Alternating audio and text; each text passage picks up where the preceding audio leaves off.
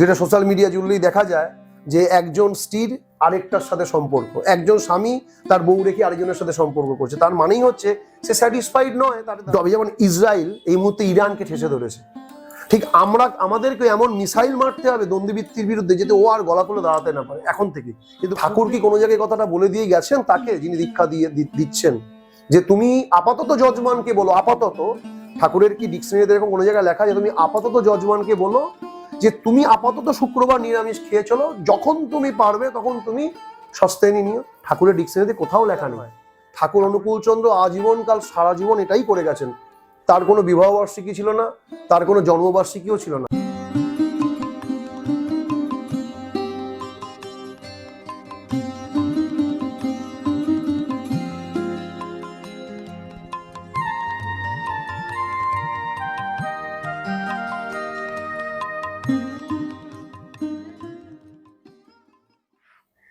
জয় গুরু। Social মিডিয়ায় তো তুমি অনেক ভিডিও করো, তো আজকে আমাদের বিবাহ বার্ষিকী, সেখান থেকে আমি এটা প্রশ্ন নিয়েছি। আজকের দিনে অনেকের বিয়ে ভেঙে যায়, ভালোবাসা থাকলেও সম্পর্ক টেকে না। যদি দাম্পত্য জীবন শুধু প্রেম নয়, একটা আদর্শের উপর দাঁড়ায়, তাহলে কি সেই সম্পর্ক ভাঙতে পারে? এটা কমেন্টসে কেউ লিখেছে? হ্যাঁ। তো যিনি লিখেছেন তিনি জানেন যে দাম্পত্যের উপর দাঁড়ালে বিয়ে ভাঙে না, তাই বলছেন কি? দাম্পত্যের উপর দাঁড়ালে বিয়ে ভাঙে না তাই বলতে হ্যাঁ, চাইছেন? এটা শুধু প্রেম না, একটা আদর্শের উপর দাঁড়ায়, তাহলে কি সম্পর্ক ভাঙতে পারে? তো তিনি জানেনই তো প্রশ্নটা, যে আদর্শের উপর দাঁড়ালে কখনোই কিছু ভাঙতে পারে না। আদর্শের উপর দাঁড়ালে কখনোই কিছু ভাঙতে পারে না। যদি ব্যাপারটা হচ্ছে আমাদের মধ্যে তখনই কোনো প্রশ্ন জাগে যখন সেই প্রশ্নটা নয় আমি জানি না কিন্তু জানার ইচ্ছে আছে, আর নয় জীবনে এমন কিছু ঘটে গেছে সেটা জানার চেষ্টা করছি। তো যখনই আমাদের ব্যক্তিগত নিজেদের মধ্যে প্রবলেম ক্রিয়েট হয়, মানে আমরা নিজেরা প্রবলেম ফেস করি, সেই প্রবলেম থেকে উত্তরণের জন্য প্রশ্ন আসে মনের মধ্যে, আর নচেত সেটা অলরেডি আমার জীবনে এক্সিস্ট করছে আর আমি সেখান থেকে কি করে বেরাবো, সেই কারণে হতে পারে। তাই প্রত্যেকেই এটা ভালো করে জানে, যিনি প্রশ্ন করেছেন তিনিও জানেন যে আদর্শের উপর দাঁড়ালেই একমাত্র কোনো কিছু টিকতে পারে, উইদাউট আদর্শে কিছুই টিকতে পারে না। সেটা ভালো হোক বা খারাপ, দুটো ক্ষেত্রেই সমানভাবে প্রযোজ্য। যে কোনো জিনিসের ক্ষেত্রেই একটা আদর্শ দরকার, যে কোনো ক্ষেত্রে, শুধু বিবাহের ক্ষেত্রে নয়। যেহেতু বিবাহ সংক্রান্ত প্রশ্ন, সেখানে তো আরো বিশেষ আদর্শ থাকা দরকার। কারণ তুমি একটা বাড়ি থেকে এসছো, আমি একটা বাড়ি থেকে এসেছি, আমার পিতামাতার সংস্কার একরকম, তোমার পিতামাতার সংস্কার একরকম, দুজন দুরকম ম্যানুফ্যাকচার ইউনিটের প্রোডাক্ট। তো একটা প্রোডাক্টের সাথে আরেকটা প্রোডাক্টকে যখন অ্যাটিউন করানো হবে, সেই প্রোডাক্টের প্রথম ডিস্টারবেন্স দেখা যেতেই পারে, সেখানে যে কোনো রকম প্রবলেম ক্রিয়েট হতে পারে। কিন্তু দুজনই দুটো প্রোডাক্টেরই যদি গন্তব্যস্থল একটা ইউনিট হয়, তাহলে সেই প্রোডাক্টের মধ্যে অনেকটা সামঞ্জস্যতা আসতে পারে। ঠিক এই জন্যই ঠাকুরও বলতেন যে স্বামী স্ত্রী উভয়কেই একই আদর্শমাফিক চলনের কথা। এই জন্য দেখা গেছে তুলনামূলকভাবে স্বামী স্ত্রী যদি একই আদর্শকে নিয়ে চলে, সেখানে তাদের মত পার্থক্য হালকা হলেও প্রভেদটা এমন পর্যায়ে প্রবেশ করে না যেখানে তাদের মধ্যে অনেক বড় ক্ল্যাশ হয়ে জীবনকে শেষ করতে পারে। কিন্তু যদি দুজনের মধ্যে একই আদর্শ না থাকে, সামান্য একটু ক্ল্যাশেও সেটা অনেক ভয়ঙ্কর রূপ নিতে পারে। তার জ্বলন্ত উদাহরণ বিগত 2-3 বছরের আগেই ঘটেছে। আমাদের পৃথিবীর সব থেকে বড় ধনকুবের যিনি ছিলেন, এখন তিনি নন পৃথিবীর সব থেকে বড় ধনকুবের, তিনি হচ্ছেন বিল গেটস। তার জীবনে সমস্ত কিছু আছে, শুধু ছিল না আদর্শ। তিনি পৃথিবীর সব থেকে বড় ধনী ব্যক্তি, শুধু ছিল না তার আদর্শ। সে কারণে তিনি 62 বছর বয়সে তার স্ত্রীর সাথে তার ডাইভোর্স করেছেন, শুধুমাত্র আদর্শের কারণে। কিন্তু অনেক জায়গায় এমনও দেখা গেছে যে তাদের দিন আনতে পান্তা পড়ে, তার সংস্থান নেই কিন্তু তারা মিলেমিশে চলছে, তার পিছনে কাজ করে বন্ডিং। আর বন্ডিংই আসে ভালোভাবে সেটা তখন যত থাকে আদর্শ সামনে। আদর্শ যদি এক থাকে তখন দুজনের বন্ডিংটা আরো জোরালো লাগে, কারণ দুজনই এক, আমি ইষ্টকে খুশি করব, সেও ভাবে আমি ইষ্টকে খুশি করব। আর যখন স্বামী স্ত্রী দুজনই একই ইষ্টকে খুশি করতে থাকে, তখন যে কেন্দ্রে যিনি থাকেন তাকে যখন ফুলফিল করা হয়, ওই তাকে ফুলফিল করতে গিয়েই নিজেদের মধ্যে স্যাটিসফ্যাকশন অনুভব করে। নচেত যদি বৃত্তির তাড়না থাকে, তখন আদর্শ না থাকে, তখন আপাত দৃষ্টিতে কিছু সময় হয়তো মনের অ্যাডজাস্টমেন্ট হয়েও গেলে, কিন্তু প্রবৃত্তির তাড়না এমনভাবে তাকে নিকেশ করে দেয়, কোনো না কিছু সামান্য একটা ক্ল্যাশও তার জীবনকে ধ্বংসাত্মক করে দিতে পারে। তাই আদর্শই একমাত্র পারে স্বামী স্ত্রী তথা পুরো পৃথিবীকেই এক সূত্রে বেঁধে রাখতে। শুধু এটা বিবাহের ক্ষেত্রে প্রযোজ্য না, যেহেতু এটা বিবাহিত সংক্রান্ত প্রশ্ন, তাই অবশ্যই যিনি প্রশ্নটা করেছেন তিনি ঠিকই বলেছেন, তিনি বুঝেছেন বলেই করেছেন, হয়তো আরো কিছু জানার জন্য করেছেন। অবশ্যই আদর্শের উপর দাঁড়িয়ে স্বামী স্ত্রীর সম্পর্ক টিকে থাকতে পারে, উইদাউট আদর্শ ছাড়া কখনোই টিকে থাকতে পারে না। তাহলে এটাকে যদি আরেকটু ভাঙিয়ে বলা হয়, যারা দীক্ষা নেয় না তাদের স্বামী স্ত্রীর সম্পর্ক টিকে থাকে না? নিশ্চয়ই টিকে থাকে। হ্যাঁ, এরকম তো অনেকে দেখাই যায় যে দীক্ষা নেয়নি কিন্তু সম্পর্ক মানে ভালোই, স্বামী স্ত্রীর সম্পর্ক ভালো, মিল বন্ডিং ভালোই। তো এবার মিল বন্ডিংটা, এই যে ধরো আমি আর তুমি এখন বসে ক্যামেরার সামনে মিল বন্ডিং এর কথা বলছি, এটা তো একমাত্র সোশ্যাল মিডিয়া জানছে খুব মিল বন্ডিং। আদেও কতটা মিল বন্ডিং আছে সেটা তো আমি আর তুমি জানি, কেউ জানে না। ঠিক ওই যারা বাইরে থেকে বলছে, যারা ধরো কোনো বলছে আমাদের কোনো আদর্শ নেই কিন্তু আমরা খুব ভালো আছি, আদেও কতটা সে ভালো আছে সেটা একমাত্র সেই এক্সিস্ট করে, সেই জানে। কিন্তু বাইরের লোক তো সব জানে না। কারণ ফেসবুক খুললে, যেমন আমি আজও অবধি এই আমাদের ধরো এই 3 বছর জীবনযাপন চলছে, আমি আজও অবধি কখনো ফেসবুকে বা টুইটারে বা ইনস্টাগ্রামে কখনো আমার ম্যারেজ অ্যানিভার্সারি, কথা আমি অ্যানিভার্সারিটা পছন্দই করি না। অ্যানিভার্সারি একটা ওয়েস্টার্ন ওয়ার্ড, বিবাহ বার্ষিকী একটা শাস্ত্রীয় কথা, কিন্তু মানেটা একই, কিন্তু আমি ওয়েস্টার্ন ওয়ার্ড। আর আমি কখনো এগুলোকে সোশ্যাল মিডিয়ায় পোস্ট করিনি, কারণ যারা সোশ্যাল মিডিয়ায় বিবাহ বার্ষিকী পোস্ট করে বা যাই কিছু করে, মানুষ বাড়িতে চুলোচুলিটা কখনো ফেসবুকে দেখায় না। মানুষ সবসময় এন্টারটেনটাই মানুষকে দেখায়। তাই যারা এইসব করেন কিন্তু যাদের জীবনে আদর্শ নেই, তাদের আলটিমেটলি ওই ক্ষণিকের জন্য ওই পোস্টগুলো করে নিজেদের ভিউজ খাওয়ায়, নিজেদের এন্টারটেন করে। আমি এগুলো করি না। বা দেখবেন অনেক জায়গায় তুমি এখন সোশ্যাল মিডিয়া খুললে দেখবে তার ব্যক্তিগত লাইফকে নিয়ে হাইলাইট করছে বিভিন্ন। আমি সোশ্যাল মিডিয়াতে কোনো চ্যানেলের নাম বলতে পারবো না, বলা উচিত নয়, আমি পছন্দ করি, আমার ভালো লাগে না। আমাদের প্রত্যেকের লাইফে সমস্যা আছে, আমার লাইফে অনেক কষ্ট আছে, আমি সেগুলোকে ক্যামেরার সামনে তুলে ধরবো? ক্যামেরা কি তাই চায়? ঠাকুর বলতেন মানুষ আমার কাছ থেকে চায় আনন্দ, যাতে সে ভালো থাকতে পারে। আমি কি করে তাকে আনন্দ দিতে পারবো? আজকে যে আমার এখানে এই যে তোমার কথার উত্তর দিচ্ছি, ক্যামেরার সামনে বসেছি, তার কারণটা আমার এটা জানানোর উদ্দেশ্য না আজকে আমার বিবাহবার্ষিকী আরো 2 বছর গেছে, সেটা কেন বললাম না। আজকে এই কারণেই উদ্দেশ্য, যেহেতু মানুষ কমেন্টস গুলো করেছে আর আমি বুঝেছিলাম যে প্রত্যেকেরই একটা তিথি ক্ষণ থাকে, তাই আজকেই একটা অ্যাপ্রোপ্রিয়েট টাইম, যেই দিনটাতে এই উত্তরগুলো দেওয়াটা খুব গুরুত্বপূর্ণ। তাই আজকে এই দিনটাকে চুজ করে আমি উত্তরগুলো দিচ্ছি, কিন্তু তার মানে আমার উদ্দেশ্য নয় আমার বিবাহবার্ষিকীকে প্রচার করা। কারণ আমি জানি যতদিন তিনি আছেন, প্রিয় পরম আছে, যতদিন আমি তার কথা বলবো ততদিন আমার অস্তিত্ব আছে। আর যখন তিনি নেই আর আমি নিজেকে প্রকাশ করবো, তখন আমার কোনো অস্তিত্ব নেই, আমি বিগ জিরো। তিনি এক হয়ে আমার কাছে আছেন বলেই তাই আজকে আমি 10, কারণ কালকে তিনি যখন সরে যাবে আমি 0। তাই তিনি এককে কেন্দ্র করেই দুজন চলছি, তাই আমরা 2 শূন্য হয়ে 100 হয়ে রয়েছি। কালকে তিনি যদি সরে যায়, এই 2 শূন্যের মধ্যে ক্ল্যাশ হবে, 2 শূন্যের কোনো মর্যাদা থাকবে না। তাই যারা ইষ্টকে না ধরে ভালো আছেন, ওটা এক ছাড়া ভালো থাকার মতো, 2 শূন্য হয়ে থাকা। 2 শূন্য শূন্য যখন এরকম ক্ল্যাশিং হবে, মধ্যখানে ধামসা হয়ে একটা এত বড় রসগোল্লা হয়ে শূন্য হয়ে যাবে, কিচ্ছু থাকবে না। পৃথিবীর ইতিহাসে এমন কোনো উদাহরণ নেই যে ইষ্ট নেই বা আইডিয়াল নেই কিন্তু সে ভালো আছে, ভালো থাকতে পারে না, সে বলছে ভালো আছে। আমি বারবার বলি, ভালো থাকা আর ভালো সত্যিকারের থাকা আর ভালো থাকি বলা, দুটোর মধ্যে পার্থক্য আছে। তো যেমন ভাবে আমি পড়াশুনো করি কিন্তু ফেল করি, তার মানে আমি পড়াশুনোটা করি না। পড়াশুনো করি মানে আমি পাসই করি, কারণ পড়াশুনো করলে পাসই করা যায়, পড়াশুনো করলে কেউ ফেল করে না। তার মানে আমি পড়াশুনো করি, ওটা আমি দেখাই কিন্তু করি না। ঠিক আমি ভালো আছি, এটা আমার বডি ল্যাঙ্গুয়েজ বলবে, আমার জীবনযাপন বলবে, আমার চলন বলবে, আমার পরিবার বলবে, আমার পরিবেশ বলবে। যদি আমার পরিবার, আমার পরিজন ভালো থাকছে না আর আমি মুখে বলছি ভালো আছি, আমার সন্তান ভালো নেই, আমি ভালো নেই, আমার স্ত্রী ভালো নেই, আমার পরিবার ভালো নেই, তাহলে আমি ভালো নেই। তাহলে আমি যারা বলছেন আমি ভালো আছি, ঠাকুরকে ধরিনি, তারা ওরকমই ভালো আছে, বাড়িতে গিয়ে খুঁজলে দেখা যাবে তারা কেউই ভালো নেই। ওটা বলতে হয় ভালো আছে, কিন্তু বাস্তবিক সে ভালো নেই, হতেই পারে না, ইম্পসিবল। যেটা হয় না সেটা কি করে হয়? এখন যদি বলা হয় 2+2 যোগ করলে 5 হয়, সেটা তো পসিবল নয়। 2+2 যোগ করলে সবসময় 4ই হয়। তো যারা বলছেন আমি আদর্শ নেই ভালো আছি, তারা ভালো নেই, তারা মুখের জোরে বলছেন ভালো আছে। বলে না যে চোরের মায়ের বড় গলা কথায় আছে, তো মুখের জোরে অনেক কথাই বলতে পারি আমরা, কিন্তু বাস্তবিকটা হতে পারে না। আমরা তো এমনি মানে চোখেও দেখি অনেক সময় যে আনন্দে আছে, হাসছে, আনন্দ করছে, পার্টি করছে। এখন যা হয়ে থাকে, অ্যানিভার্সারিটা যেভাবে পালন করে থাকে, কেক কেটে সেলিব্রেট করে, যেভাবে আনন্দ করে, তো আমরা সেটা চোখেও দেখি। মানে সেটা তো দেখে চট করে বোঝা যায় না যে সে ভেতরে ভেতরে কত খারাপ আছে কিনা, কিন্তু আমরা তো সেটা ওইভাবেই দেখি। যদি তাই হয়, তার উদাহরণে তাই বলতে হয়, চার্লি চ্যাপলিনের জীবনে প্রচুর কষ্ট ছিল। চার্লি চ্যাপলিন সবাইকে আনন্দ দিত। তো চার্লি চ্যাপলিন বলতেন, আমি যখন খুব কষ্ট পেতাম আমি বৃষ্টির মধ্যে গিয়ে কাঁদতাম। কিন্তু তিনি তো, আমরা কি কখনো দেখে এটা বুঝতে পেরেছি যে চার্লি চ্যাপলিন এত কষ্টে থাকতেন? তা তো কখনো বুঝতে পারিনি। চার্লি চ্যাপলিন প্রচন্ড ভাবে কষ্টে ছিলেন। কিন্তু চার্লি চ্যাপলিনের যত আমরা কার্টুন দেখি, যত আমরা অ্যাটিটিউড তাকে দেখি, তিনি হাসাচ্ছেন মানুষকে, বেশ একটা নকল একটা মেকআপ করে মানুষকে হাসাচ্ছেন।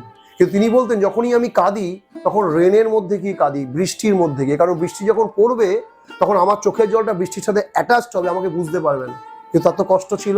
কিন্তু বাইরের লোক তো সবাই জানে চার্লি চ্যাপলিন খুব এন্টারটেইন করে, খুব আনন্দ দেয়, কমেডিয়ান, হাসায়। কিন্তু বাস্তবিক তো ভিতরে তার কষ্ট ছিল না। ঠিক তাদের ভালোবাসাটা ঠিক ওরকম ভালো থাকাটা।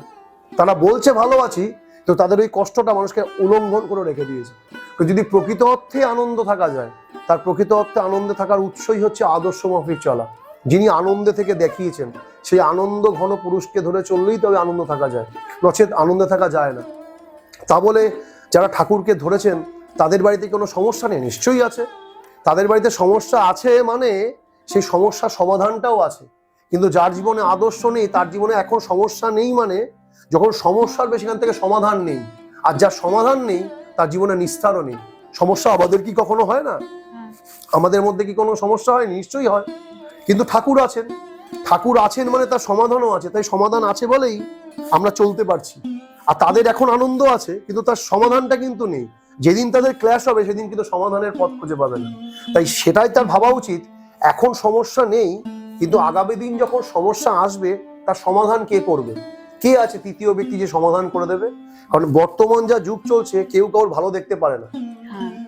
যদি জানে তার মধ্যে সমস্যা, যখন তৃতীয় ব্যক্তির প্রবেশ ঘটে, যেটা সোশ্যাল মিডিয়া জুড়লেই দেখা যায়, যে একজন স্ত্রীর আরেকটার সাথে সম্পর্ক, একজন স্বামী তার বউ রেখে আরেকজনের সাথে সম্পর্ক করছে। তার মানেই হচ্ছে সে স্যাটিসফাইড নয় তার দ্বারায়, আর সেও তার দ্বারা স্যাটিসফাইড নয়। কারণটা কি?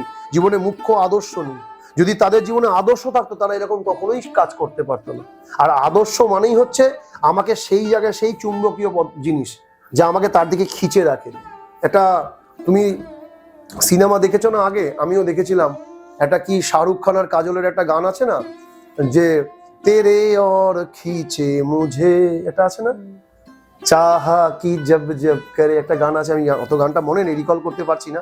তো ওই খিচাটা, যার বলে খিচি মানে আকর্ষণ করে, তো ওই আমরা ওই প্রবৃত্তির দিকে খিচছে আমাদেরকে, যে তেরি और खींचे मुझे, মানে আমার এই বৃত্তি প্রবৃত্তি আমাকে টানছে।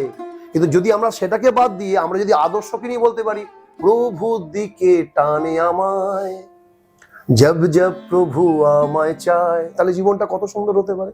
তাই যত সুন্দরভাবে আমাদের প্রভু টানবে তত আমরা ভালো থাকবো, আর যত সুন্দরভাবে প্রবৃত্তি টানবে তত আমরা নিকৃষ্টের দিকে যাবো। তাই মানুষকে চুজ করতে হবে যে তার বিবাহ বার্ষিকী, তার জীবন চালনা তাকে কোন দিকে নেবে। তাই আমার মনে হয়, আমার সবকিছু যখন প্রিয় পরমকে নিয়ে, আমার ভালো খারাপ আমি দোষ গুণ নিয়েই প্রিয় পরমের, তাই আমার খারাপ যখন আমি তাকে বলি, আমার ভালোটাই তাকে উৎসর্গ করবো। আজকে আমরা এখানে এসছি, কথা বলছি, আজকে অন্যান্য বিবাহ বার্ষিকীতে কি করে, কেক কাটে, সেলিব্রেট করে, ভিক্টোরিয়া যায়। এখানে আজকে আমরা ঠাকুরের গুণকীর্তন করতে এসছি, এখানে ঠাকুরের কথা বলছি, বা আমাদের পরে ঠাকুরের অনুষ্ঠান হবে, আমরা এখানে এসছি। আজকে আমরা পুজো দিয়ে, ঠাকুর প্রণামী দিয়ে ঠাকুরের কাছে আসলাম। যদি যাওয়ার পথে যদি অন্য কোনো মানুষকে সহযোগিতা করা যায়, সেটাও করার চেষ্টা করব। তো এটা কোথা থেকে শিখলাম? ঠাকুরের থেকে শিখলাম। যদি তা না করতাম তাহলে টাকাটা অনেক বেশি খরচা হতো, কেক কিনতে হতো, কাটতে হতো, মানুষকে আরো নিমন্ত্রণ করতে হতো, সে খেত।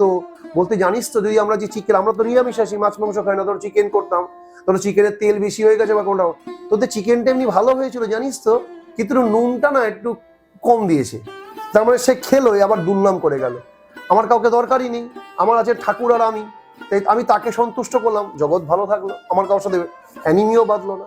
তো আমি যাকে নিয়ে ভালো থাকবো আমি তাকে নিয়ে চলবো, আর তাকে নিয়ে সমগ্র মানুষকে নিয়ে চলবো। আচ্ছা, একটা প্রশ্ন করি, এই যে বৃত্তি প্রবৃত্তির কথা বললে, এই যে আমরা যে দীক্ষা নিয়েছি, দীক্ষা নিলে কি সম্পূর্ণভাবে বৃত্তি মানে এই প্রবৃত্তি থেকে মানে আমরা বেরোতে পারবো? এই যে কমপ্লেক্স, এটা থেকে আমরা বেরোতে পারবো? এই যে দীক্ষা নিলেই কি এখান থেকে মুক্তি হয়? দীক্ষা কথার মানে কি তুমি কি দক্ষ হয়ে ওঠা, অ্যাবিলিটি। তো দীক্ষা কথার মানে যদি দক্ষ হয়ে ওঠা হয়, অ্যাবিলিটি হয়, যখন আমার সেই অ্যাবিলিটি আসবে তখন আমি নিশ্চয়ই পারবো। যতক্ষণ না পারবো ততক্ষণ আমার হবে না। দীক্ষা মানে যদি অ্যাবিলিটি হয়, অ্যাবিলিটি আসে কোথা থেকে? মানে দীক্ষা কথার মানে যদি অ্যাবিলিটি হয়, ঠিকই বলছো, তাই এই অ্যাবিলিটিটা আসে কোথা থেকে আমাদের? কর্ম থেকে। মানে হ্যাঁ, কর্ম কর্মটা তো করতে হয়। হ্যাঁ, তো একবারে তো করতে পারছি না, তাহলে হচ্ছে আসে তখন প্র্যাকটিস থেকে। Practice, practice and practice. তাই দীক্ষা মানে হচ্ছে প্র্যাকটিস করা। দীক্ষা কথার মানে অবশ্যই অ্যাবিলিটি, দক্ষতা, ইনিশিয়েশন। কিন্তু সেটা আমি যে হব, আমার যে অ্যাবিলিটি আসবে, তার আগেও তো একটা কাজ আছে। দীক্ষা নিলাম, দীক্ষা নিতে তো আমাকে যেতে হচ্ছে, তার মানে তার আগে একটা প্রসেস হচ্ছে। তো দীক্ষা নিয়েই তো আমার অ্যাবিলিটি এসেই যাচ্ছে না। কালকে থেকে একজন চোর গেল, দীক্ষা নিল, সে সাধুতে কনভার্ট হলো। দীক্ষা তো কোনো মা দুর্গার বা অসুরের ছাঁচ নয় যে মাটিটা নিলাম, সেখানে সব করলাম, আর টুক করে পরের দিন মা দুর্গার মূর্তি হয়ে বেরিয়ে আসলো। এরকম তো হবে না। দীক্ষা হচ্ছে এমন একটা ছাঁচ যেখানে যেতে হয়, কিন্তু প্র্যাকটিস, প্র্যাকটিস অ্যান্ড প্র্যাকটিস করতে হয়। প্র্যাকটিস করে করে করে করে এই বৃত্তি প্রবৃত্তি, মানে আসরিক যে ছাঁচটাকে তিলে তিলে তিলে তিলে ভেঙে ভেঙে ভেঙে ভেঙে ভেঙে ভেঙে দেবতার ছাঁচে আনতে হয়। তিনি হচ্ছেন পরম, দীক্ষা হচ্ছে পরম পিতার ছাঁচ, আর বৃত্তি হচ্ছে অসুরের ছাঁচ। আমরা আসরিক বৃত্তি নিয়েই রয়েছি। এই অসুর গেছেন দেবতার কাছে, তো দেবতার কাছে অসুর গিয়ে দেবতার মতো থাকতে পারবে না, কারণ তার তো আসরিক বৃত্তি আছে। সে ওই দেবতার চলনে প্র্যাকটিস প্র্যাকটিস করে করে করে করে করে নিজেকে খণ্ড খণ্ড করে করে করে দৈব মূর্তিতে সাজ করছে। যেভাবে রত্নাকর করেছিলেন। রত্নাকর একদিকে দস্যু ছিল, তিনি কার কাছে দীক্ষা নিলেন? নারদ মুনির কাছে। তো রত্নাকর নিজেকে প্র্যাকটিস করছে, ভয়ঙ্কর সাধনা করলেন, তার গায়ের মধ্যে উই পোকা হয়ে গেছিল, তাকে বাল্মীকি বলা হয়। তো তিনি উইয়ের ঢিপিতে সাধনা করছে, তিনি বুঝতে পারেন তিনি কত বছর কাটিয়ে ফেললেন। এই মানুষ যখন এই dedicatedly practice practice and practice করতে থাকে, তখন তার এই অ্যাবিলিটি জন্মায়। আর যখন তার অ্যাবিলিটিটা জন্মে যায়, তখন সে বৃত্তি থেকে মুক্ত হয়ে যায়। যতক্ষণ না জন্মায় ততক্ষণ সে বৃত্তি থেকে মুক্ত হতে পারে না। তো কিন্তু প্রশ্ন হচ্ছে, দীক্ষা নেওয়ার পরেও এই যে মুক্ত হতে না পারার পিছনে কারণটা হচ্ছে এই যে আমাদের পাক জন্মের কর্মফল একদিনে তো সংশোধন হতে পারে না কোনোভাবে। এই ক্ল্যাশ হয় আমাদের মধ্যে। যখনই আমি কিছু ভালো করতে চাইছি আর আমার বৃত্তি আমাকে টানছে, বাধা দিচ্ছে, আর আমি পারছি না, ফেলিওর হচ্ছি, হেরে যাচ্ছি, বিষণ্ণ হচ্ছি, কিন্তু আবার উঠে দাঁড়াচ্ছি। এইটাই তিনি চান পরম পিতা। আর পরম পিতা চান বলেই আমি হয়ে উঠছি, না চেয়ে আমি ভেঙে যেতাম। তিনি আমাকে ততটাই প্রেশার দেন যতটা প্রেশার আমি নিতে পারবো। যেমন ধরো আমাদের একটা ছোট্ট মেয়ে, ওকে তুমি মাঝে মাঝে 1/2 লিটার জল ভরে দাও, ও নিয়ে আসতে পারে, কিন্তু ওটা যদি ওকে 2 লিটারে যত দেওয়া হতো, ও ফেলে দেবে। কারণ আমরা জানি ও 1/2 লিটার অব্দি ওটাকে কনজিউম করতে পারবে, এর বেশি পারবে না, তাই আমরা দিই না। ঠিক পরম পিতাও আমাদের ওয়েট সবার বোঝেন, আমরা কতটা বাচ্চা তার কাছে তিনি ভালো করে জানেন, তাই তাকে ততটাই প্রেশার দেন যতটা সে নিতে পারবে, আর তারপর আমাকে তুলে ধরেন। কিন্তু অনেকে আছেন অনেক প্রেশারে ভেঙে পড়েন, তার কাছে পরম পিতা নেই। যার কাছে তিনি আছেন, তিনি তাকে জানেন তার কোন সন্তান কতটা বেশি চাপ নিতে পারে, আর তিনি তাকে সেই চাপ দিয়ে সেরকম বাপ করে তোলেন। কারণ চাপই বাপ করে, চাপ ছাড়া কখনো বাপ হওয়া যায় না। তিনি সমগ্র জগতের চাপ নিয়েই বাপ হয়েছেন, তাই তো তিনি সবার পিতা। আমি তো শুধু একজনের পিতা, তিনি তো বিশ্ব পিতা। তাই প্রবৃত্তি থেকে মুক্ত হওয়ার অবশ্যই যায় যদি সমস্ত ভাবে অ্যাবিলিটি আমার আসে। যতক্ষণ পূর্ণ অ্যাবিলিটি না, ততক্ষণ পূর্ণ আমার প্রবৃত্তির চলন থেকে মুক্ত নেই। আমি নিজেও তো মুক্ত নই পুরো।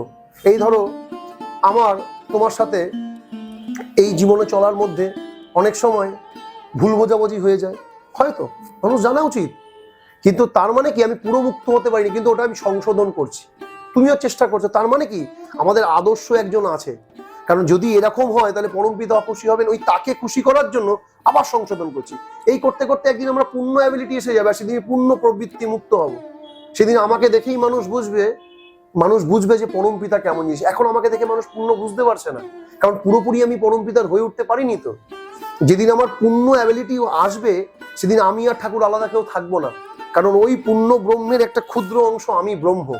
আর এই ব্রহ্ম আর ওই ব্রহ্মের মধ্যেখানে একটা জায়গায় একটা চির বাঁধিয়ে রেখেছে, সেটা হচ্ছে আমার বৃত্তি প্রবৃত্তি, দর কষাকষি।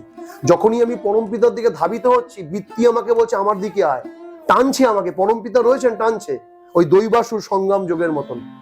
সাপের লেজ ধরে ওষুধ টানছে, সাপের মুন্ড ধরে দেবতা টানছে। একদিকে ওই বৃত্তি টানছে, আরেকদিকে দেবতা টানছে। জিদ অবশ্যই দেবতার হবে, অসুরের হতে পারে না। এ যত তাড়াতাড়ি হবে তত তাড়াতাড়ি অমৃত পাবো। তাই আমাদের, বিশেষ করে আমার আর তোমার, ওই ওই ওই পথে ধাবিত হওয়া উচিত। কে পরম পিতাকে ধরে না ধরে কেক কাটছে, অ্যানিভার্সারি করছে, এটা তার ম্যাটার, আমাদের ম্যাটার তো নয়। যদি আমাদের এই কথোপকথন কোনো ভারতবাসী তথা বিশ্ববাসীর কোনো মানুষের কল্যাণে লাগে, তাহলে আমার মনে হয় সব থেকে বড় ম্যারেজ অ্যানিভার্সারি সেলিব্রেশন এটাই বলা হয়, এটাই সঠিক বিবাহবার্ষিকী সেলিব্রেশন। যদি আমার দ্বারায় কোনো মানুষের বিন্দুমাত্র কল্যাণ হয়, ঠাকুর অনুকূলচন্দ্র আজীবনকাল সারা জীবন এটাই করে গেছেন। তার কোনো বিবাহবার্ষিকী ছিল না, তার কোনো জন্মবার্ষিকীও ছিল না, তিনি আজীবন মানুষের জন্য 81 বছর তাই করে গেছেন। আর আমাদেরও কাজ তার সন্তান হয়ে আমাদের ম্যারেজ অ্যানিভার্সারি, আমাদের জীবনের কি বলে জীবনের জন্মদিন, আমার মেয়ের জন্মদিন, আমার ছেলের জন্মদিন, সব একে কেন্দ্র করে করা, পরম পিতাকে কেন্দ্র করে করা। যখনই আমি তাই করব, তখন আমার কাছে আর বৃত্তি প্রবৃত্তি আটকাতে পারবে না আমাকে। তাই আমার মনে হয় প্রত্যেকটা দিন, প্রত্যেকটা ক্ষণই যেন পরম পিতার দিন হয়, পরম পিতার অ্যানিভার্সারির মতো করে আমরা আমাদের অ্যানিভার্সারি করতে পারি, তাহলেই খুশি হবে। ঠাকুর বড়মার যেরকম বন্ডিং ছিল, আমাদের তো এরকম নেই। শুধু একতরফা নয়, আমিও ঠাকুর হয়ে উঠিনি, তুমিও বড়মা হয়ে উঠতে পারোনি। তাই আমাদের কি করতে হবে? নিজেকে ঠাকুর হয়ে উঠতে হবে, আর ওই দিক থেকে তাকেও বড়মা হয়ে উঠতে হবে। যদি আমি ঠাকুর হই, ওইদিকে বড়মা হবে, আর বড়মা ঠাকুর হয়ে গেলে জগতে আর সবাই কোনো প্রবলেম থাকবে না। আপনি কি দিন দিন কালো হয়ে যাচ্ছেন? আপনি কি মুখের মেচেতা বা ব্রণের সমস্যায় ভুগছেন? আপনার মুখের ঔজ্জ্বল্য কি দিন দিন কমে যাচ্ছে? আপনি কি শারীরিক দুর্বলতা অনুভব করছেন? রক্তাল্পতা বা পেটের সমস্যায় ভুগছেন? আমাদের মাত্র 2টি প্রোডাক্ট আপনার A to Z সমস্যার নিশ্চিত সমাধান করবে। এটি সম্পূর্ণ পার্শ্ব প্রতিক্রিয়াহীন। এটি আপনার ব্যাড কোলেস্টেরল দূর করে গুড কোলেস্টেরল তৈরি করবে, আপনার ইমিউনিটি বিল্ড আপ করবে। এটি সংগ্রহ করতে আমাদের নাম্বারে যোগাযোগ করুন 9123076770। আচ্ছা, এই যে গো বিটুইন, যেটা এই যে দ্বন্দ্ববৃত্তি, এই যে আমাদের এই যে প্রবৃত্তিগুলো, এই যে আমাদের সমস্যা তৈরি করে, এই যে কমপ্লেক্সটা, এটা কি অনেকটা গো বিটুইন মানে দ্বন্দ্ববৃত্তির জন্য দায়ী? মানে দ্বন্দ্ববৃত্তি কি আমাদের অনেকটা এইভাবে আটকে দেয়, আমাদের ভালো কাজ করতে দেয় না, কোনো জায়গায় গেলে এর একটা বাধা তৈরি করে? এই যে সমস্যাগুলো, এগুলো কি দ্বন্দ্ববৃত্তির জন্যই অনেকটা হয়? ঠাকুর বলছেন না, দ্বন্দ্ববৃত্তি মহাপাপ, একটা খুনের থেকেও বড় পাপ উনি বলেছেন। তো তাহলে এটাই কি অনেকটা কারণ, অনেকটা বড় কারণ কি? দ্বন্দ্ববৃত্তি যেটা তুমি প্রশ্ন করলে, আগে আমাকে জানতে হবে, যে যে জানতে চায় আমার কাছ থেকে, তাহলে তো আমি তাকে জিজ্ঞেস করতে। যদি তুমি আমাকে অন্যের প্রতিনিধি হিসাবে বা নিজের থেকে করছো, তুমি দ্বন্দ্ববৃত্তি সম্পর্কে কি বোঝো? দ্বন্দ্ববৃত্তি সম্পর্কে আমাদের ধারণা ক্লিয়ার নয়, ম্যাক্সিমাম পোর্শন অফ সৎসঙ্গী। মানে আমরা দ্বন্দ্ববৃত্তি মানে যেটা বুঝি, আগে জানতে হবে সেটা সঠিক বুঝি কিনা। মানে আমাকে তো, ধরো আমি একটা উত্তর দেবো, আমাকে তো জিনিসটা সম্পর্কে সঠিক জানতে হবে, অথেন্টিক জানতে হবে। আমি ধরো হাফ বললাম হরির নাম খাবলা খাবলা করে, তাহলে হরি বলাটা হলো না তো। হরি হ রয়স্বীকারেরই, হ আর রটা খুঁজে পাচ্ছে, তাহলে হরি হলো না, হ হয়ে গেল।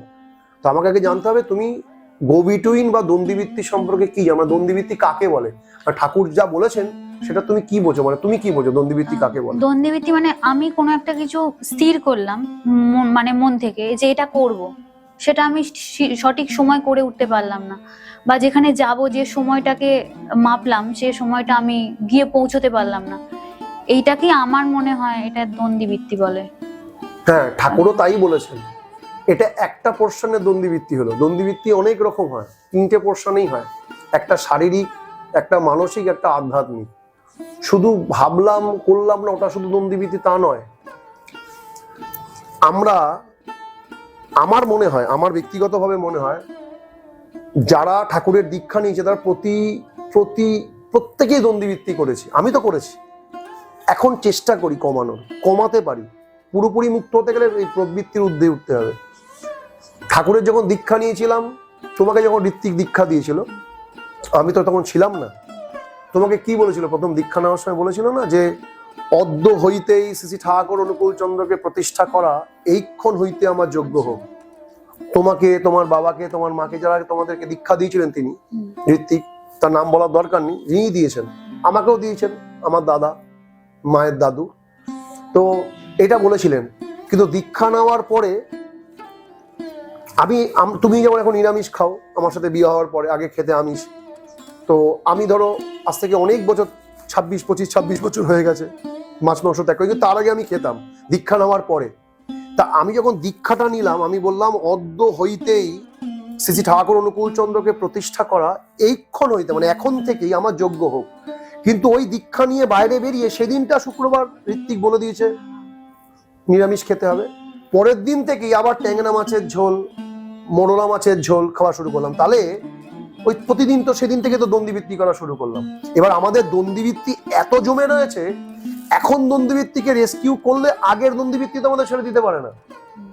তাই জন্য যখন থেকে আমি বুঝছি দ্বন্দ্ববৃত্তিটা কি, সেই দিন থেকে কন্ট্রোলিং হ্যান্ড, একদম যেভাবে আমরা কোনো শত্রুকে ঠেসে ধরি, যেমন ইসরায়েল এই মুহূর্তে ইরানকে ঠেসে ধরেছে, ঠিক আমাদেরকে এমন মিসাইল মারতে হবে দ্বন্দ্ববৃত্তির বিরুদ্ধে, যাতে ও আর গলা তুলে দাঁড়াতে না পারে এখন থেকে। কিন্তু পূর্বের করা অপরাধ আমাকে কিন্তু ভোগ করতে হচ্ছে, আমি এখনো ভোগ করি পূর্বের করা দ্বন্দ্ববৃত্তি, এখন করছি না। তার মানে কি, যে দ্বন্দ্ববৃত্তি শুধু ওটার ক্ষেত্রে হয় না যে আমি কথা দিলাম রাখলাম, কথা তো আমি ঠাকুরকেও দিয়েছি, ওটা তো আরো বড় দ্বন্দ্ববৃত্তি। তারপরে দ্বিতীয় কথা হচ্ছে, যিনি দীক্ষা দেন সেই ঋত্বিক যদি বলে থাকেন যে তুমি এমনি সব খেতে পারো, শুধু শুক্রবার নিরামিষ খেতে, তোমাকে তাই বলেছেন তোমাদের, তিনি আরো বড় দ্বন্দ্ববৃত্তি করালেন তোমাকে দিয়ে, কারণ তিনি ঠাকুরকে ভায়োলেন্ট করলেন। ঠাকুর কি কোনো জায়গায় কথাটা বলে দিয়ে গেছেন তাকে, যিনি দীক্ষা দিচ্ছেন, যে তুমি আপাতত যজমানকে বলো, আপাতত ঠাকুরের কি ডিকশনারিতে এরকম কোনো জায়গায় লেখা যে তুমি আপাতত যজমানকে বলো যে তুমি আপাতত শুক্রবার নিরামিষ খেয়ে চলো, যখন তুমি পারবে তখন তুমি সস্তেনি নিও? ঠাকুরের ডিকশনারিতে কোথাও লেখা নেই। ঠাকুরের ডিকশনারিতে স্ট্রিক্টলি ভাবে লেখা রয়েছে যে তাকে নিরামিষাশী হয়েই চলা, মাছ মাংস খাসনি আর, পিঁয়াজ রসুন মাদক ছাড়, আমিষে বিধান উত্তেজিত অযথা হয় জয়, এটা সবার জন্য বলা। ঠাকুর কোনো স্পেসিফিক কাউর জন্য এরকম বলে দেননি তুমি আপাতত শুক্রবার খেতে পারো, পরতত তুমি অন্য করতে পারো। তাহলে যিনি বলছেন তিনি তাকে প্রথম থেকেই তার যজমানকে দ্বন্দ্ববৃত্তি করাচ্ছেন, তিনি যে দ্বন্দ্ববৃত্তি করে, তো অপরাধটা যিনি দিচ্ছেন তার, আর যিনি নিচ্ছেন তার, দুজনেরই। এবার প্রশ্ন জাগে, তাহলে তো মানুষ দীক্ষা নেবে না যদি এইরকম খানা?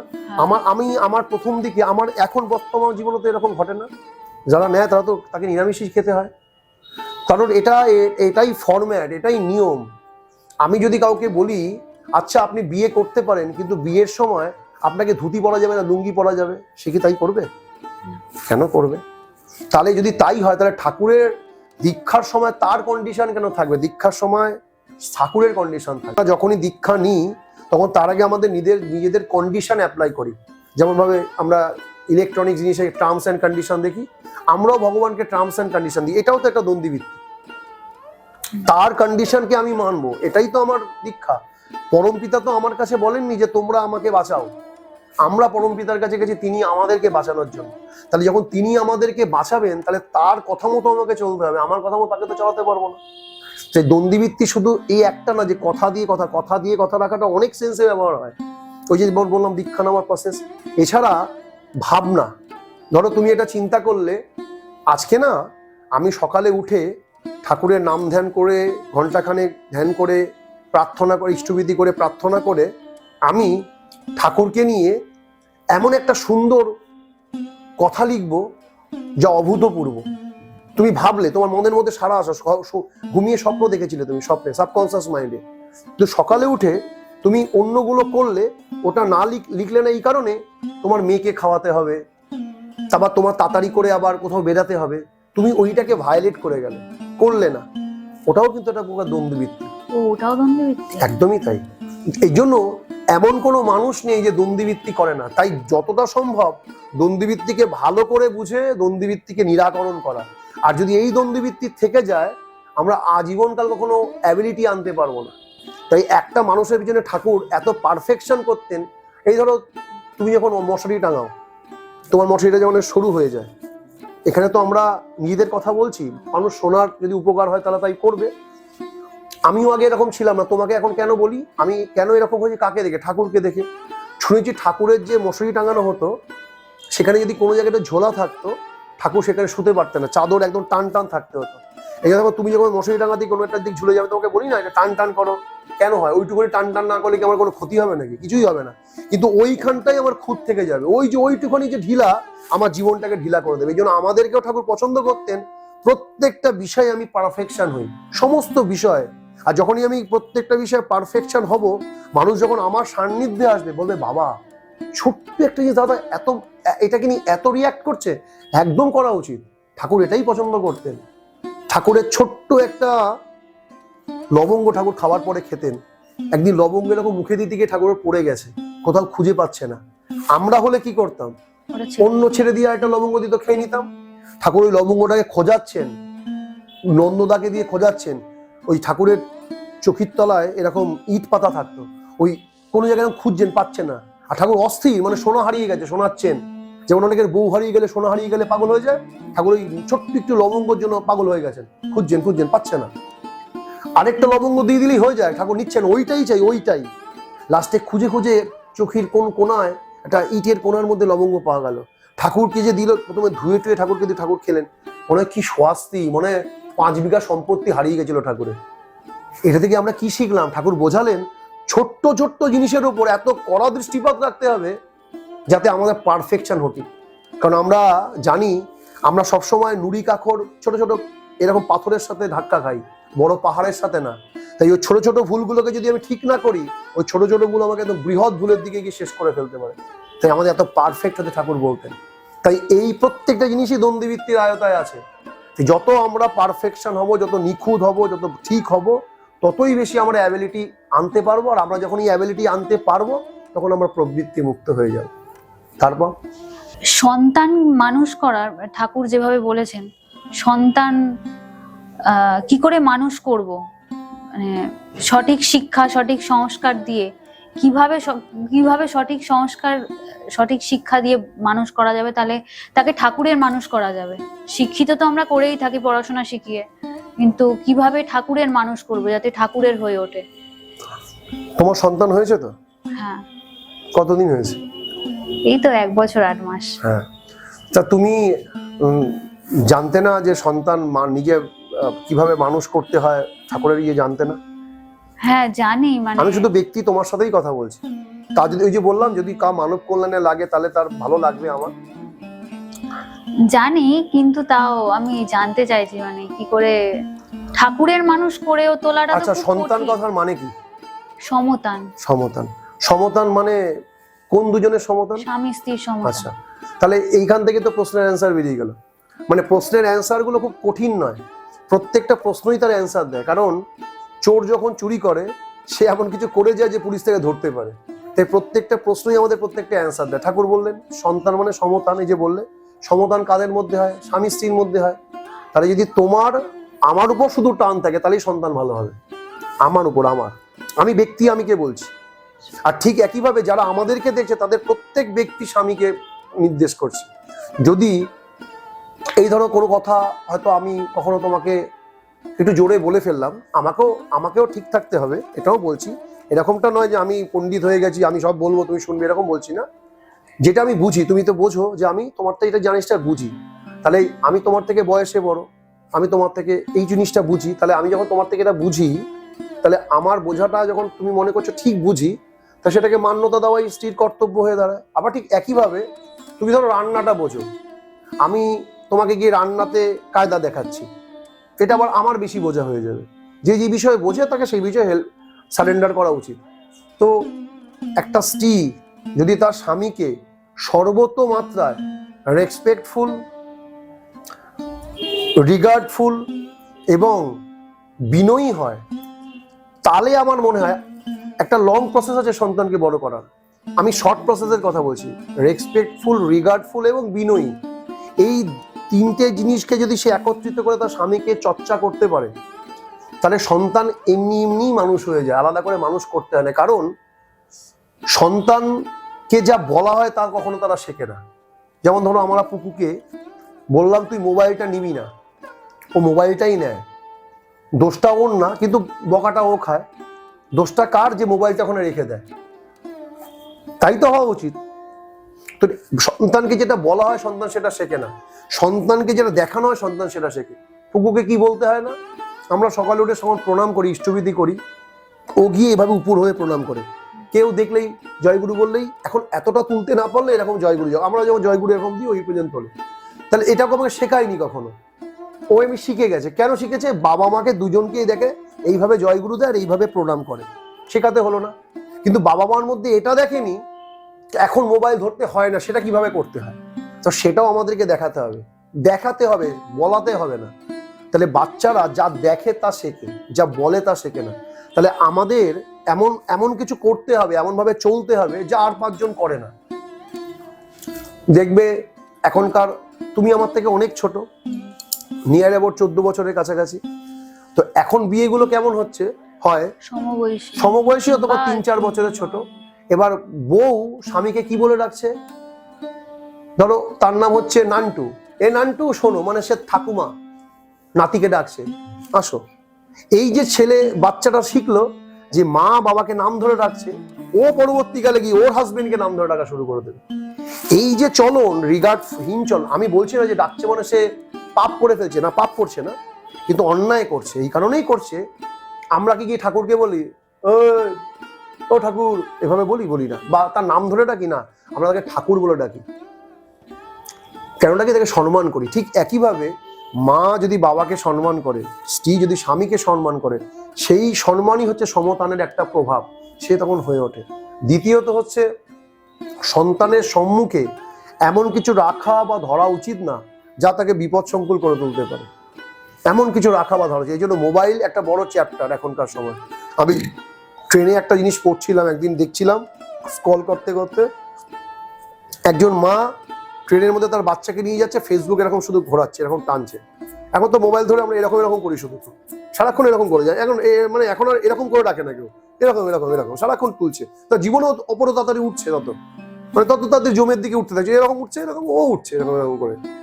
আর ওই বাচ্চাটাও আরেকটা মোবাইল নিয়ে এরকম করে ও এরকম করছে, মানে ও চাইছে তাড়াতাড়ি গাড়ি উপরে যাই, মার মতো করে। আরেকজন পাশাপাশি আরেকজন স্বামী স্ত্রী দম্পতি, তিনি বেশ একটা এরকম বই পড়ছে। তুমি আমার সাথে যখন গোয়ায় গেছিলে, একটা মেয়ে পড়ছিল না বইটার নাম মনে আছে? Good vibes good life. হ্যাঁ, এবার ওই গুড ভাইবস গুড লাইফ মানে যার ভালো ভাব তার ভালো লাভ। লাইফ মানে জীবন, এখানে জীবনকে আমি লাভ বলতে পারি। গুড ভাইবস গুড লাইফ মানে ভালো, যার গুড ভাব মানে ভাইব্রেশন, তাহলে ভালো তার লাভ। ও কি ভাব দিচ্ছে? Bad vibes bad lives mobile, আর ও দিচ্ছে গুড ভাইবস গুড লাইফস মানে ভালো বই পড়ছে। এবার তার সন্তানও, ও বই বোঝেও না, বই উল্টে যাচ্ছে, স্ক্রল করছে, বইটাকেও সরাচ্ছে। তাহলে এই তো শিক্ষা হয়ে গেল, যা দেখছে তাই করছে, যা বলছে তাই করছে না। তাহলে এবার আমাদেরকে চুজ করতে হবে, আমি সন্তানের সামনে বসে বসে মোবাইলকে এরকম করবো মা, নাকি বইয়ের পাল্টা পড়ে নারী নীতি পড়বো, না চলার সাথী পড়বো, না সত্য অনুসরণ। আমি যা পড়বো ও তাই পড়বে। আমি যদি কার্টুন পড়ি ও কার্টুন পড়বে, আমি যদি সত্য অনুসরণ পড়ি ও সত্যের অনুসরণ করবে, আমি যদি চলার সাথী বলি ও চলার সাথী হয়ে দাঁড়াবে, আমি যদি নারী নীতি বলি ও নারী নীতিকে পালন করবে। আমি কি চাই? এখানে ঠাকুরের কোনো হাত নেই, ভগবানের কোনো হাত নেই। ভগবান হাত কাটা, জগন্নাথ ফুটো, মাই হচ্ছে সব থেকে বড় ভগবান, তারপর দ্বিতীয় হচ্ছে পিতা। পিতার ভূমিকা কম, মাতার ভূমিকা বেশি। এই জন্য তুমিই পারো, এই যে বলে সন্তান কিভাবে মানুষ করবে, তো যার সন্তান সেই ভালো বলতে পারবে, আমি তো বলতে পারবো না। আমি তোমাকে বলছি, তো প্রশ্নটা তুমি করছো তাই তোমাকেই বলছি, তুমি হচ্ছে ওর ভগবান। তুমি কিভাবে মানুষ করতে চাও, তুমি চাইলেই পারো করতে। তুমি ওকে লক্ষ্মী বানাতে চাও না অলক্ষ্মী বানাতে চাও, সেটা তোমার উপর নির্ভর করে। যেহেতু তোমার মেয়ে, ও তো আর ছেলে নয় যে আমি ওকে নারায়ণ বলবো, তাই জন্য নির্ভর করছে তোমার। এই জন্য নিজের সেন্টিমেন্ট, নিজের ইগোর উপর এত নিয়ন্ত্রণ রাখতে হবে। কেউ হয়তো কিছু কটু কথা বলে দিল, আমার ভিতরে ইগো লেগে গেল, একদম রাখা চলবে না। বড় মাকে কম তাফেল সহ্য করতে হয়নি, বড় মার বাসনের মধ্যে এঁঠো দিয়ে দেওয়া হতো। ঠাকুর বড় মার সোনার জিনিস না জানিয়ে চাষির জেলের ছেলেকে চিকিৎসার জন্য দিয়ে দেওয়া হয়েছিল, সেই ক্ষেত্রে বড় মাকে দোষারোপ করা হয়েছিল। বড় মা ভিখারি বাড়ির সন্তান, বড় মা দিয়ে বিক্রি করে খেয়েছে। বড় মা কিন্তু স্বামীর ভুলটাকে মেনে নিয়ে নিজের মুখ চেপে সহ্য করে সংসার চালিয়ে গেল। কিন্তু এটা যদি আমি করতাম, তুমি মানতে? তাহলে কি করে আমার সন্তান ওরকম হয়ে উঠবে? এটাই চলতে ঠাকুর শিখিয়েছেন। বড় মা ঠাকুরের চলন দিয়ে শিখিয়েছেন কিভাবে আদর্শ সন্তান আনতে হয় পৃথিবীতে। ঠাকুর পরিবার, ঠাকুরের যে সন্তান, আমাদের কাছে তো দৃষ্টান্ত কিভাবে ওরকম সন্তান আনা যায়, এটাই তো চলন। বড়মার সোনার কানের দুল ঠাকুর না বলে বড়মা জানেন, বড়মার পারমিশনও নেননি, দিয়ে দিয়েছেন জেলের ছেলেকে। কেন? তার চিকিৎসার জন্য দরকার। আজকে একবার ভাবো, কোনো স্বামী যার স্ত্রীর যদি সোনার কানের দুল, সে ধরুন মহানুভব কোনো একজন গরিব মানুষও, দাবা আমার ছেলেটা চিকিৎসার জন্য টাকা, আমার কাছে টাকা নেই, ধরো আমি তোমার কানের দুলটাকে, সোনার দুলটাকে দিয়ে দিলাম না বলে। এবার ধরো আমার মা বা আমার পরিবারের কেউ তোমাকে বললো, ও ভিখারি বাড়ির সন্তান, না বলে করে দিয়েছে, তখন তুমি কি বলবে? নয় আমার মায়ের উপর মুখ করে দেবে, নয় আমাকে বলবে। আর ওইখানেই সন্তান শিক্ষা নিয়ে নিল ওর কি হওয়া উচিত।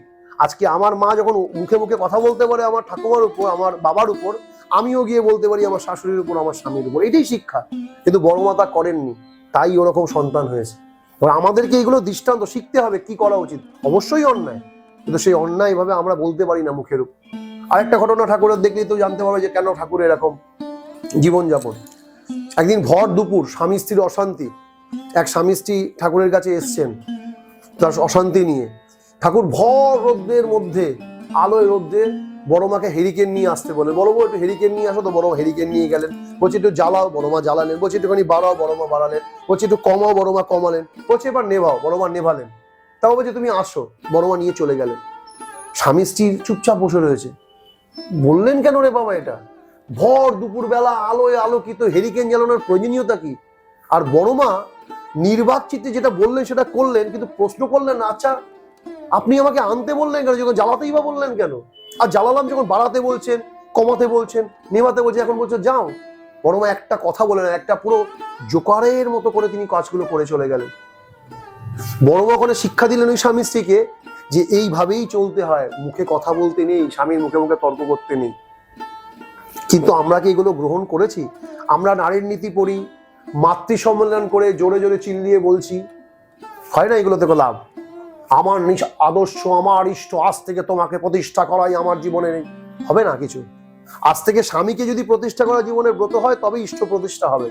কারণ ঠাকুর কখনো এটা পছন্দ করতেন না। ঠাকুর বলতেন তোমার ভগবান তোমার স্বামীর ভিতরেই আছে।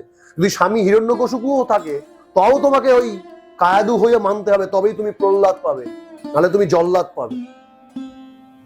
যদি স্বামী হিরণ্যকশিপু হয়, আমি বলছি না আমি কালকে হিরণ্যকশিপু হয়ে যাবো, তুমি কায়াদু হয়ে যাও, আমি এটা বলছি না। আমি বলছি এই যে তুমি যাদের হয়ে প্রশ্ন করছো, সবার উদ্দেশ্য নিয়ে, আমি সৌভাগ্যবান ঠাকুরকে পেয়েছি। যারা ধরো দুর্ভাগ্যবান ঠাকুরকে পায়নি, তারা হতেই পারে হিরণ্যকশিপু, কিন্তু তার স্ত্রীর কর্তব্য ওই হিরণ্যকশিপুর মধ্যে দৈবভাব সঞ্চার করা, যার মাধ্যম থেকে সে প্রহ্লাদ পেয়েছিল। কিন্তু তা না করে যদি আরো খুঁচিয়ে দেয়, তাহলে ওই প্রহ্লাদের জায়গায় কিন্তু জল্লাদ চলে আসবে। জল্লাদ কিন্তু দুজনকেই বলে দিতে পারে, মাথায় রাখতে হবে। এই বড় মার চলন আমাদেরকে তাই শেখায় যে কিভাবে ভালো সন্তান আনতে হয়। আর মেয়েদেরকে কোনো জ্ঞান ট্যান দেওয়া যায় না। এই যে তোমাকে আমি ধরো বলছি, কি জ্ঞান দেব? আমাকে যদি কেউ 50 গ্রাম বাটকারা বেঁধে রাখতে বলে, আমি তো রাখতে পারবো। তুমি তো কুকুকে এতদিন ধরে পেটে রেখেছো, নর্মাল ডেলিভারি করিয়েছো, তোমার শক্তি, আমি তো জীবনেও পারবো না। তুমি একটা মেয়েকে তোমার পটি, আমি যতক্ষণই মাঝে মাঝে তুমি তোর পটি পরিষ্কার করে পেচ্ছাও, অধৈর্য হও না। তার মানে তোমাকে ভগবান ওগুলো দিয়েই পাঠিয়েছে। মেয়েদেরকে বেশি জ্ঞান প্যান দেওয়া যায় না, মেয়েরা এমনি জ্ঞান নিয়েই জন্মায়। কিন্তু প্রশ্নটা হচ্ছে এখনকার মেয়েরা যাচ্ছে এত বেশি বাইরের জ্ঞান নিয়ে ফেলে, এই জন্য অন্তরস্থ জ্ঞানটাকে হারিয়ে ফেলে। তাই চেষ্টা করতে হয় যত বেশি জ্ঞানটাকে কাজে লাগানো যায়। আর সব থেকে বড় জ্ঞানী সেই যে স্বামীর মুখে তর্ক করে না, স্বামীকে কষ্ট দেয় না, স্বামীকে খুশি রাখার চেষ্টা করে, স্বামীর প্রাণে ব্যথা লাগে না এমন চলনে চলে। আর তাহলে একদম গ্যারান্টেড বলা যায় তার সন্তান ডাক্তার, ইঞ্জিনিয়ার বা ব্যারিস্টার নাও হতে পারলেও সে মানুষ হবে, গ্যারান্টেড হবে, মানুষ হবে। তাই সন্তান মানুষ করার বেস্ট প্রসেস হচ্ছে স্বামীকে দেবজ্ঞানে ভাবা, ঠাকুরের মতো করে শ্রদ্ধা করা। এটাই সব থেকে বেস্ট প্রসেস। তুমি যদি এরকম বলো, তাহলে স্বামী যদি অন্যায় করে, তাহলে স্ত্রীর করণীয় কি? হ্যাঁ, এটাও ভালো প্রশ্ন। স্বামী যদি অন্যায় করে, তাহলে স্ত্রীর করণীয় কি? প্রথম কথা হচ্ছে, যিনি প্রকৃত স্ত্রী, সে স্বামীর অন্যায় ন্যায়কে বোধের মধ্যে আনে না। যদি বোঝে তার কাছে সেটা সহনশীলতার অতিক্রান্ত হচ্ছে, তাহলে তার কর্তব্য হচ্ছে কিছুদিন তার থেকে দূরত্ব বজায় রাখা, সংমিশ্রণ না ঘটানো। দূরত্ব মানে ডাইভোর্সের কথা বলা হচ্ছে না, মানে এখন দূরত্ব বলতে যে ডাইভোর্সের কথা বলা হয় এরকম ঠাকুর পছন্দ করে। ঠাকুর ডিভোর্সের কথা শুনলে চোখ লাল হয়ে যেত ঠাকুরের, ঠাকুর জ্বলে উঠতেন। ঠাকুর বারবার বলতেন যে মেয়েরা যেদিন বিবাহ বিচ্ছেদের কথা শুনলে গায়ে আগুনের মতো জ্বলে উঠবে সেদিন দেশের জাগ্রত হবে। তো সুতরাং ওটা নয়, সেই সময় কাজ হচ্ছে স্বামীর থেকে সম্মানজনক দূরত্ব বজায় রাখা, আর দূরে থেকে তার মঙ্গল প্রার্থনা করা। প্রথম কাজ নয়, আমি এটা বললাম লাস্টে, যেটা প্রথম কাজ হচ্ছে স্বামী যদি অন্যায় করে তাকে বোঝানো, তার মতো করে বোঝানো, নিজের মতো করে নয়, তার মতো করে। ধরো কোনো স্বামী গোয়ার গোবিন্দ হয়, কোনো স্বামী একগুঁয়ে টাইপের হয়, কোনো স্বামী হচ্ছে পাম খায়, এক একটা স্বামী, কোনো স্বামী বদমেজাজি হয়, কোনো স্বামী ড্রাঙ্কার হয়, কোনো স্বামী অন্য নারীমুখী হয়। এক একটা স্বামীর এক একটা ভার্সেটাইল রূপ আছে। এবার যে স্বামী যেরকম প্রকৃতির তাকে সেইটার বলে তাকে কখনো ঠিক করা যাবে না। ধরো একজন স্বামী হচ্ছে খুব বদমেজাজি, তুমি তাকে কি যদি বলো তুমি এত বদমেজাজি কেন গো, তাহলে তুমি তাকে আরো খুঁচিয়ে দিলে, মানে আরো ইনসিস্ট করে তুমি বদমেজাজি হও, আরো রেগে গেল। তাকে বলতে ঠিক আছে আমার কোনো চলনে তোমার মাথাটা গরম হয়ে গেছে, তুমি বলো, মিষ্টি করে বলো, তুমি তাহলে বলো আচ্ছা তুমি কি করলে এত উত্তেজিত হবে না, আমারই কোনো ভুলে হয়তো তুমি উত্তেজিত হয়ে গেছো, আচ্ছা বলো না তুমি কি করলে এরকম উত্তেজিত হবে না, আমার জন্যই তুমি হয়েছো। তার হয়তো তার দোষই হয়তো নেই কোনো স্ত্রীর, পুরো দোষটাই স্বামীর, কিন্তু তার তখন বলা উচিত আমি জানি আমার জন্যই তুমি এত কষ্ট পেয়ে উত্তেজিত হয়ে গেছো, আচ্ছা তুমি বলো না তাহলে কি করলে তুমি উত্তেজিত হবে না, আমি সেভাবেই চলার চেষ্টা করব। যে স্বামী খুব উত্তেজিত সে ভাবতে বাধ্য হবে, রিয়ালাইজ করবে আমি অন্যায় করলাম, তাই তা না করে আমি কি করবো একা একা, তুমি শুনতে পাচ্ছ না আমার একার ঘরে সংসার নাকি, হয়ে গেল কেলোর কীর্তি। স্বামী খারাপ হলেও ঠিক ঠাকুর তাই জন্য বলছেন পুরুষ নষ্টে যায় না রে জাত, নারী নষ্টে জাত উপকার। তাই জানতে হবে সমস্ত কিছুরই প্রসেস আছে, সমস্ত কিছুরই সলিউশন আছে। আমি কি সেই সব সলিউশন ব্যবহার করেছি? সবসময় যে নর্মাল আঠা লাগালেই সব তো আর ওই কি বলে পোস্ট অফিসের ওই আঠা না যে স্ট্যাম্প লাগালেই হয়ে যাবে। ও ফেভিকুইকের আঠার থেকে স্ট্রং হয়। ফেভিকুইক লাগিয়ে দেখেছি কি কোনো জায়গায়? ফেভিকুইক লাগাতে হয় মাঝে মাঝে, সবসময় ওই আঠায় লাগে না। যেন ঠাকুর বিভিন্ন আটার জিনিস দিয়েছেন। এখনকার মেয়েরা নর্মাল ওই গাছের গদালের আটা পাওয়া যায় নিয়ে ব্যবহার করে দেয়, যখন দেখছি উঠে যাচ্ছে বলছে না এই প্রোডাক্টটা লাগবে না আমি কেটে পড়ি। হয় না, আগেকার মায়েরা সব ফেভিকুইকের আটার মতো ছিলেন, জবরদস্ত। একবার জোরেগা তো ছোড়েগা নেই, ফেভিকল। তো এরকম জোরেগা তো ছোড়েগা নেই ঠাকুরের যদি আটা ব্যবহার করা যায় তাহলে স্বামী স্ত্রীর সম্পর্ক এরকম জোরেগা তো ছোড়েগা নেই এরকমই হয়ে উঠতো। তা স্বামী খারাপ হতে পারে, তাহলে আমি এটা বলছি না, আমি সাপোর্ট করছি না সেই অন্যায়টাকে। অন্যায় অন্যায়, কারণ এন্ড অফ দ্য ডে প্রত্যেকের কর্মফলের বিচার প্রত্যেকে করতে হবে। তাই আমাদের প্রত্যেকের কর্তব্য যিনি আমরা আমাদের কর্মটা ঠিক করে করি। আর যে প্রকৃত স্ত্রী সে স্বামীর দোষই ধরে না, দোষ দেখেই না, তো প্রশ্ন উঠতেই পারে না তার দোষ কিসে। কিন্তু আমি বলছি, কিন্তু আমি কোনো একজনের পক্ষপাতিত্ব নিচ্ছি না যে মেয়েদের দোষ মানে স্বামীর দোষ থাকে। আমি বলছি, নিজেকে বলছি 100% অন্যায়, তার কর্মফল সে ভোগ করবে। কিন্তু যে প্রকৃত স্ত্রী সে স্বামীর দোষ দেখে না। বড় ঠাকুরেরও তো ওইখান থেকে দেখতে গেলে অন্যায় ছিল। দিনের বেলা ঠাকুর বড়মাকে কেন আনতে বলবে হেরিকেনটা, আবার জ্বালাতে বলবেন, কমাতে বলবেন, বড়মার কি কাজকর্ম নেই? চলো তুমি রান্না করছো, বড়মা তো রান্না করতেন অনেকের, সেই সময় বড়মাকে ডেকে এনে ধুম করে বলা বড় বউ দেখি হেরিকেনটা নিয়ে আসো, তো নিয়ে আসা, বাড়াও কমাও নেভাও, এই আবার কি, এটা কি অন্যায় ছিল না? কিন্তু বড়মা কি সেই অন্যায়টা ধরেছিলেন ঠাকুরের? ঠিক এইভাবে কথাই বলছি, যে প্রকৃত স্ত্রী হয় সে অন্যায় দেখতে চায় না স্ত্রী।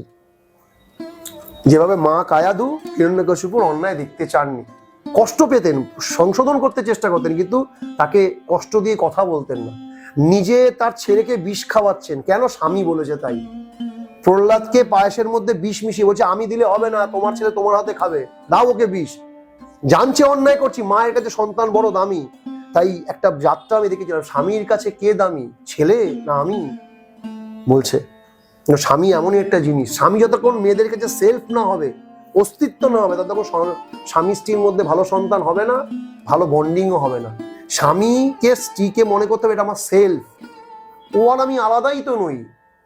ওর খিদে পেলে আমার খিদে পাচ্ছে, ওর যন্ত্রণাতে আমার যন্ত্রণা হচ্ছে। কটা স্ত্রীর আছে, তোমার হয়েছে কি? তাহলে এই প্রশ্ন যদি এরকম হয়ে থাকে, সেদিনই প্রকৃত স্ত্রী হওয়া হবে, প্রকৃত সন্তান হবে, আর প্রকৃত সমাজ সংস্কারক হবে। তাই প্রত্যেককে আমাদের এরকমই হতে হবে। স্বামী যতক্ষণ, স্বামী কথার মানেই তো তাই, স্বযুক্ত আমি, স মানে কি সেলফ। আর সেই আমিটাই যখন তার সেলফ হয়ে উঠবো, তখনই তো সে স্বামী হচ্ছে, আমার না তো স্বামী না, আসামি তো। হয়তো বলা হচ্ছে স্বামী, যখনই প্রশ্ন করতে প্রশ্ন কাকে করে? আসামিকে করা হয়। হ্যাঁ, তুমি এতক্ষণ কি করছিলে ওখানে, এতক্ষণ কি করছিলে কেন? এরকম জেরা কাকে করা হয়? এরকম জেরা করা হয় আসামিকে। এখনকার মায়েরা তার স্বামীকে এইভাবে প্রশ্ন করে, এটা স্বামী নয়, এটা আসামি বলা হয়। আর সেরকম স্বামী, এরকম মা হয়ে হাজারো মাতৃ সম্মেলনের মেন হোতা হয়েও, লাল পেরে শাড়ি পরেও, আর বিভিন্ন জায়গায় মাতৃ সম্মেলন করলেও তার কখনো ভালো সন্তান হতে পারে না। তার থেকেও বড়, যদি কোনো মাতৃ সম্মেলনে নাও যায়, মাতৃ সম্মেলনে পারফর্ম নাও করে, বাড়িতে প্রতিদিন কুটনা কাটে, সবজি বাটে, আর যদি স্বামীকে তুষ্ট করে দেয়, তবেও তার সন্তান ভালো হতে হবে। এটাই ঠাকুর বলা। বড় মা জীবনে কোনোদিনও মাতৃ সম্মেলন করেনি। যাদেরকে নিয়ে মায়েরা মাতৃ সম্মেলন করেন, তিনি জীবনে কখনো মাতৃ সম্মেলন করেনি। মাতৃ সম্মেলনের প্রথম সূচনা করেছিলেন ননিদার দ্বিতীয় স্ত্রী সুধামা। এই সুধামা প্রথম প্রতিষ্ঠা করেছিলেন মাতৃ সম্মেলন। বড় মাকে প্রথম দিন নিয়ে গেছিলেন, যখন মাতৃ সম্মেলন চলছে 8টার পরে থেকে বড় মা ধাপ্পা নেই, খুঁজে দেখছি বড় মা নেই। বড় মাকে ছোট্ট একটা আসনে এরকম চেয়ারের মতো, বড় মা তো বেটে সেটে ছিল, লক্ষ্মীরা এরকমই হন, মোটা সোটা ছিল বড় মা। গিয়ে যে ঠাকুরকে খাওয়াচ্ছে, আর ওইদিকে ওনারা করে গেছেন, আমার ইষ্ট, আমার আদর্শ, আজ থেকে তোমাকে প্রতীক্ষা করাই আমার জীবনে যোগ্য বলছেন, কিন্তু কেউ করছেন না। বড় মা বাস্তবিক কাজটা করে দেখিয়ে দিলেন। 8টার সময় বড় মা চলে গেলেন ঠাকুরকে খাওয়াতে। তখন সুধামা এসে বলছে, বড় মা আপনাকে খুঁজে বেড়াচ্ছি। ও লো, তোরা জানিস না লো, 8টা বেজে গেছে, তোদের ঠাকুরের ভোগের সময় হয়েছে। বড় মার ওই দৃষ্টি আছে যে স্বামীকে খাওয়াতে হবে। আর প্রত্যেকটা মাতৃ সম্মেলন যেই মায়েরা করে, তাদের যদি এই দৃষ্টি থাকে, আমি যেই সম্মেলনে যাই, সে মাতৃ সম্মেলনে যাই আর যে সম্মেলনে যাই, আমার স্বামীর খিদে পেয়েছে, আমাকে এখন উঠে ওখানে যেতে হবে, সেদিন মাতৃ সম্মেলন যথার্থ হবে, আর সেদিনই ঠাকুরকে প্রতিষ্ঠা যথার্থ হবে। তা না করে লাল পের সাদা শাড়ি পরে গিয়ে পুষ্পক স্তবক দিয়ে দাঁড়িয়ে সুন্দর করে পারফিউম লাগিয়ে দিলে, আর ঠাকুরের আমার ইষ্ট, আমার আদর্শ বললে, কোনোদিনও ইষ্ট আদর্শ প্রতিষ্ঠা, যেভাবে আমি পড়েছি বললে পাশ করা যায় না, পড়েই পাশ করতে হয়। তো you have to be do your work. ওই কাজটা করলেই তবেই আদর্শ সন্তান হয়, নচেত জীবনেও হয় না। হাজারো ঠাকুর অনুকূল চন্দ্রের বড় বড় ছবি আর বড় মার ছবি বড় বড় করে রেখে দিলেও আর বড় মা হওয়া যাবে না। বড় মা হতে গেলে বড় মার ক্যারেক্টারকে নিজের লাইফে প্লে করতে হবে আমাকে, তবেই আমি বড় মা হতে পারবো। আর আমাদেরও ঠিক তাই, একই চলন। ঠাকুরের কথা বললে নয়, ঠাকুরের ক্যারেক্টারকে নিয়ে জীবনে প্লে করতে হবে, যেভাবে ঠাকুর বলছেন, একদম ডেডিকেটেডলি প্রত্যেকটি নিখুঁত করতে হবে। আমার বৈশিষ্ট্য নেই, ঠাকুরের বৈশিষ্ট্য আমি হতে পারবো না। আমার বৈশিষ্ট্য, আমি কায়েতের বৈশিষ্ট্য, আমার পারফেকশন। কোনো দিকে ঠাকুর পছন্দ করতে ক্লিন, আমি ওইভাবে ক্লিন হয়ে উঠবো, আমার চরিত্রটা ওইভাবে হয়ে উঠবে। বাট আমি ঠাকুর হয়ে যাবো একদিন, এই ঠাকুর আদর্শ সন্তান। এতক্ষণ যে আমরা আলোচনা করলাম, আমার তো খুব ভালো লাগলো। তোমার কেমন লাগলো? আমার খুব সুন্দর লেগেছে, এই যে তুমি সুন্দর লেগেছে তাই আমারও সুন্দর লাগলো। আপনাদেরও আশা করি এই ভিডিওটা খুব ভালো লাগবে। আপনারা অনেক প্রশ্নের উত্তর পেলেন, আমিও জানতে পারলাম, আপনাদেরও উপকার হবে আশা করি। আপনারা ভালো থাকবেন সবাই। জয় গুরু। জয় গুরু।